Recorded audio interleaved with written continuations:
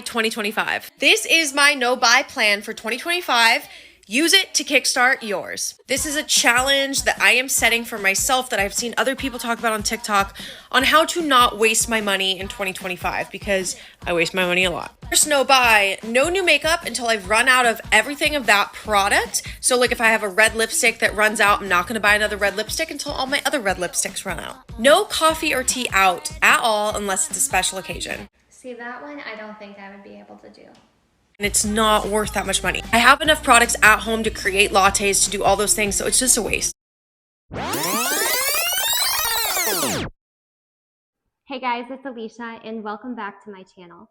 Today we are talking about the no buy 2025 trend that has taken off on TikTok since the start of this year and has continued to grow in popularity. So what is no buy 2025 exactly? So the idea behind this challenge is actually pretty simple. This is when you commit to spending the rest of the year, the rest of 2025, not buying anything that isn't essential. So this means no extra clothes, no extra makeup, no extra shoes, and certainly no impulse purchases. Well, sort of. Some people were doing it that way, but one thing I find really interesting about this trend is a lot of times people were actually setting their own rules as to what no buy 2025 meant for them. So some were saying no makeup, no skincare completely, where others were just significantly cutting back, and others were saying, well, with exceptions. For me, the beauty behind this challenge is people are making it work for them. They are setting realistic expectations for themselves instead of just cutting themselves off cold turkey. And by doing so, it becomes more realistic. When looking into this trend, the question for me became, why now?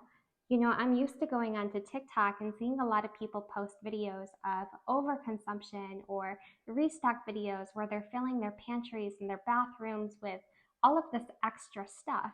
So what has changed? And I think the answer to that question is just that. Some people are getting tired of the overconsumption. Not all overconsumption is still huge on TikTok, but some people are starting to see that maybe they don't need all of that extra stuff and all of that extra clutter in their house. But also, I think it goes a little bit deeper than that. For some, the goal behind No Buy 2025 is simple. Maybe it's to save money, maybe it's a bigger issue like saving the planet, or just simply reducing on consumerism. And like myself, I think most of us have become guilty of buying things that we don't actually need. And I think part of it is because of TikTok Shop.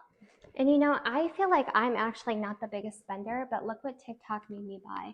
Water bottle for your ice cubes so it doesn't spill on the floor, and a snackle box. I mean, these things are pretty awesome, but are they things that I need to be buying every day?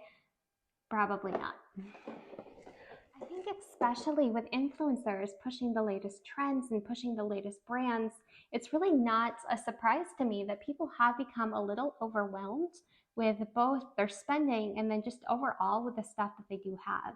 And again, you know, beyond just spending money and owning stuff, I think people are really becoming conscious of the planet and how their purchases do affect the planet overall.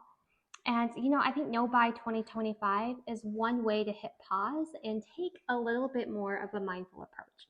And the final thing that I thought was really cool about this challenge is, you know, just because people aren't buying things doesn't mean that they aren't enjoying life. You know, people are getting really, really creative with this challenge.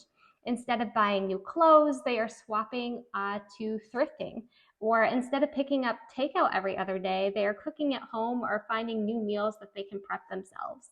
And then another cool thing, people are focusing on experiences instead of material things, which is my favorite way to spend money.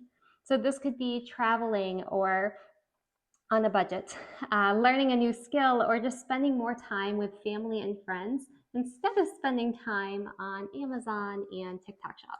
Last and final, I promise final, question becomes, is it worth it? Me, it just really depends on what your goals are. You know, I am at an age where I would like to value experiences more than things, and I would rather save my money for things that are a little bit bigger for me, things that matter more to me, such as buying a new car and buying a house. Now, for me personally, that doesn't mean I'm not going to spend money on things that I want at all. But it does mean being a little bit more mindful with the money that I am spending. Like with anything, I do think it is all about balance. If you are constantly feeling deprived, this might not be a challenge that is going to last for you long term. The key here is making it work for you without depriving yourself of joy. Hey guys, that is it for today's video. But in the comments below, I would love to know, is this something that you would personally try, or do you actually think it's a little bit extreme? And have you heard of this challenge before today's video?